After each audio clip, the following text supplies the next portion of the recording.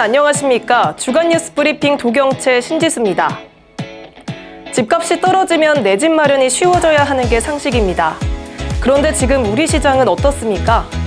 강남을 넘어 성동, 동작까지 집값이 꺾였다는 소식이 들리는데 정작 서민들의 한숨은 더 깊어지고 있습니다. 18%가 넘게 폭등한 공시가격이라는 세금 폭탄과 대출 규제라는 장벽이 동시에 덮쳤기 때문인데요. 지금 우리 눈앞에서 벌어지고 있는 혼돈의 현장을 5가지 핵심 코드로 짚어보겠습니다.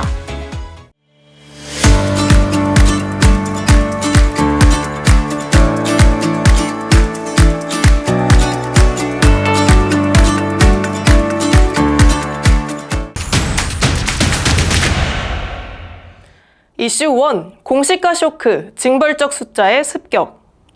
지난 17일 발표된 2026년 공동주택 공시가격이 서울 평균 18.67% 상승이라는 성적표가 나왔습니다. 2021년 이후 5년 만에 최고치인데요. 특히 성동구는 29%라는 경이로운 숫자를 찍었습니다. 문제는 이게 단순한 부동산 세금 문제가 아니라는 겁니다. 건강보험료, 기초연금 등 67개 행정지표가 이 숫자에 연동됩니다. 집값은 정부가 올렸는데 왜 내 건보료가 오르냐는 은퇴 고령층의 패닉이 단순한 엄살이 아닌 이유입니다. 보유세 부담이 50% 이상 급증하는 가구가 속출하며 사실상 현금 없는 자를 향한 퇴거 명령이라는 극단적인 자조까지 나오고 있습니다. 이슈 2. 한강벨트의 굴욕, 무너진 철옹성. 그동안 강남은 떨어져도 우리는 버틴다던 한강벨트의 자존심이 무너졌습니다. 한국부동산원 조사 결과 성동구가 103주 만에, 동작구가 57주 만에 하락세로 돌아섰는데요. 이것은 단순한 가격 조정이 아닙니다.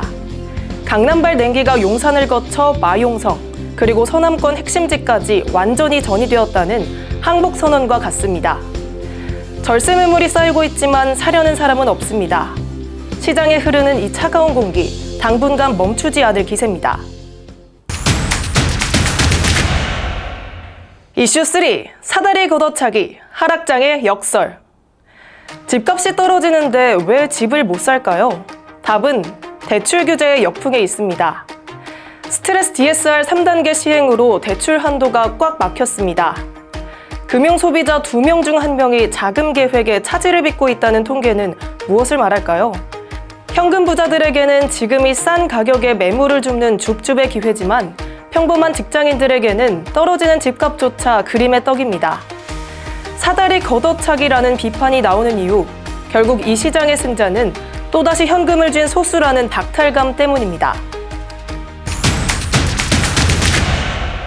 이슈 4. 정치의 전장, 6월의 전초전. 6월 지방선거를 앞두고 정치권은 이미 전쟁 중이죠.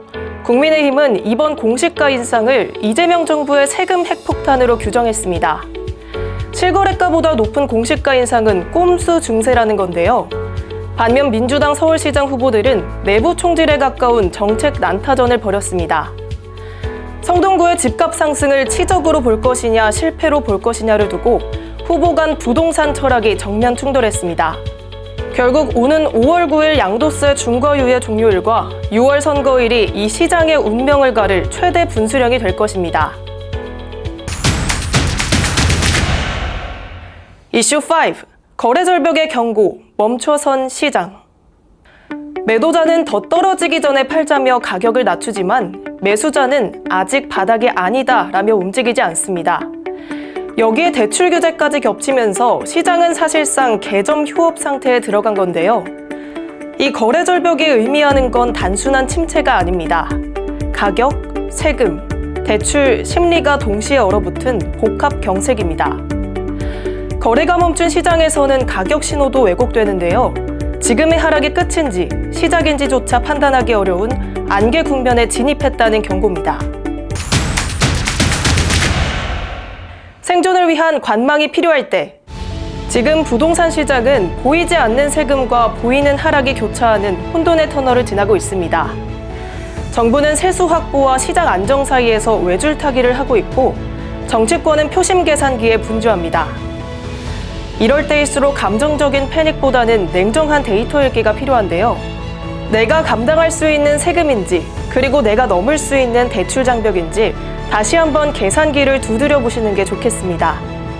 주간 뉴스 브리핑 도경채 여기서 마칩니다. 시청해주신 여러분 고맙습니다.